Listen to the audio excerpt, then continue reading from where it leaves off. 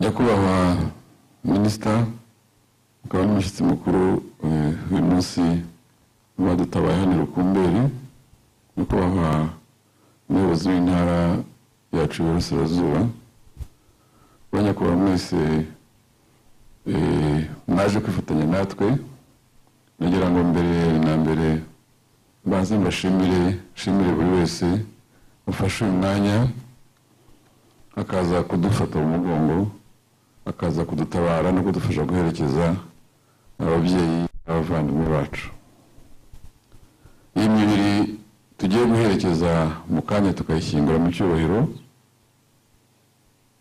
ni abatutsi bishwe muri jenoside muri 1994 igeze ku mibiri 160. Nshimira buri wese wagize uruhare muri iki gikorwa.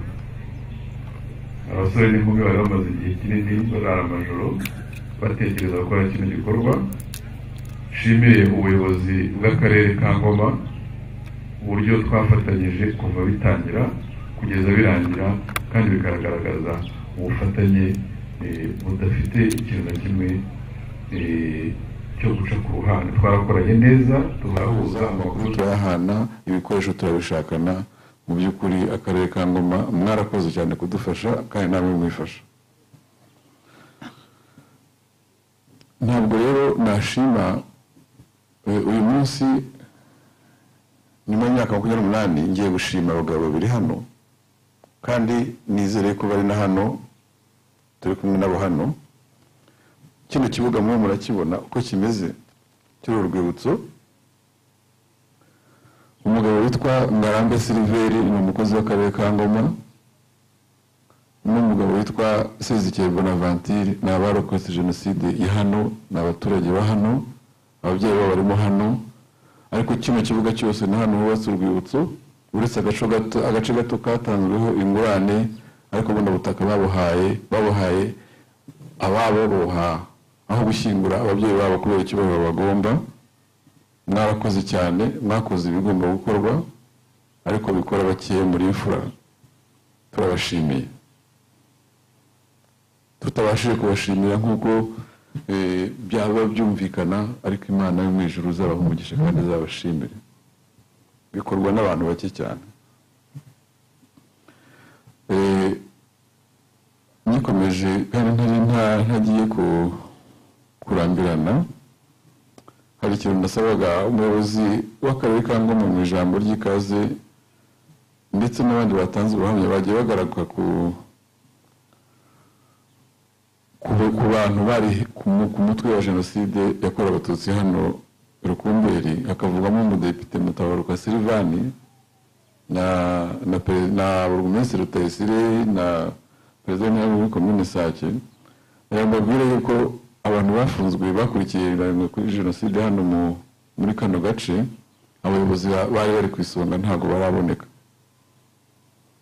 Mutabaruka ntaraboneka, Rutayisire ntaraboneka, Karegeya Augustin perezida w'intara ntaraboneka.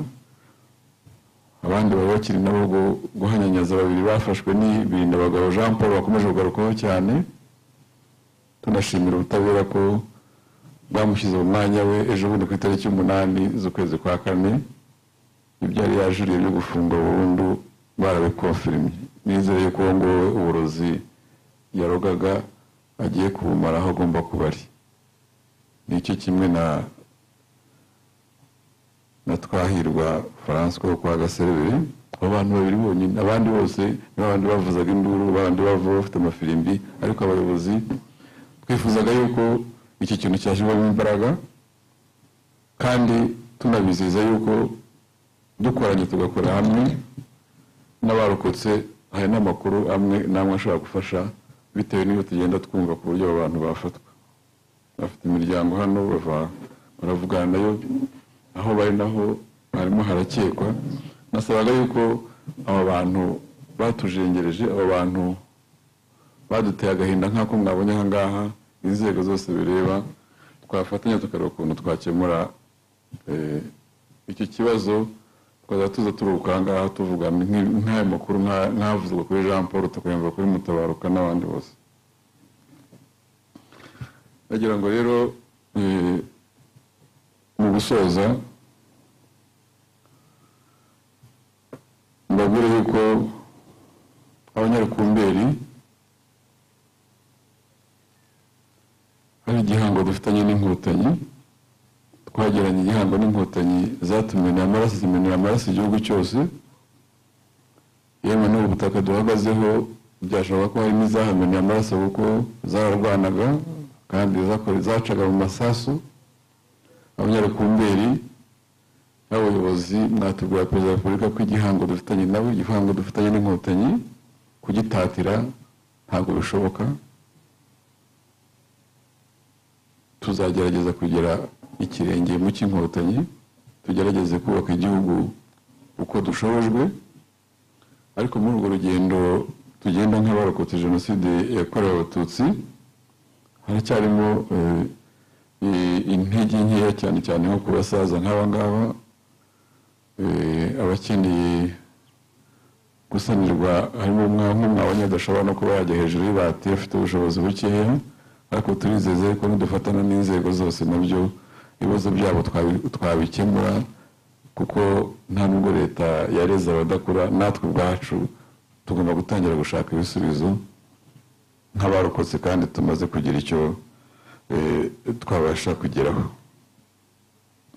Abanyakubahwa rero abayobozi, cyane cyane nifuza kugira ubuvugizi nasaba ku bigendanye n'ubutabera. Tumaze igihe iyi mibiri tuyibonaho ko, ariko turagira agahinda cyane iyo utanze amakuru y'umuntu ahantu mwavanye mu isambu amaze imyaka 28 ayihinga hejuru, mugatinzwa no kuyishyingura mu cyubahiro, wa muntu ukabona anabaciyeho. Si tukibaza ni ibimenyetso biba byabuze, ni amakuru makeya tuba twatanze. Icyo kintu nacyo nyakubahwa umushyitsi mukuru, mu buvugizi twifuza nuko mu gihe twatanze amakuru tugaragaza twakwimbuye n'ahantu twayivanye, ngira ngo n'ibyakurikiraho nyuma twari dukwiye kujya tubimenyeshwa n'impamvu yabyo, ndetse niba n'amakuru make twatanze tukaba twagerageza kuyongera, ariko abantu baradusubiza inyuma cyane kandi baradusonga, kandi tubibona kenshi. Ntabwo rero ngiye kurambirana, ababyeyi bacu tugiye guherekeza mu kanya, mudusuhurize abo musanze, mubabwire ngo twarashibutse, kandi mubabwire ngo bitewe n'ubuyobozi bwiza dufite ntabwo tuzongera kuvugirizwa induru ku misozi, ntabwo tuzongera kwirukankanwa, kubera yuko iki gihugu turimo gitandukanye n'icyo babayemo. Uyu musozi wari wavumuwe n'inkotanyi. Bavandimwe barokotse jenoside yakorewe Abatutsi hano muri Rukumberi, nongeye kubakomeza, dukomere kandi twaze igitwari, twibuke twiyubaka. Murakoze cyane.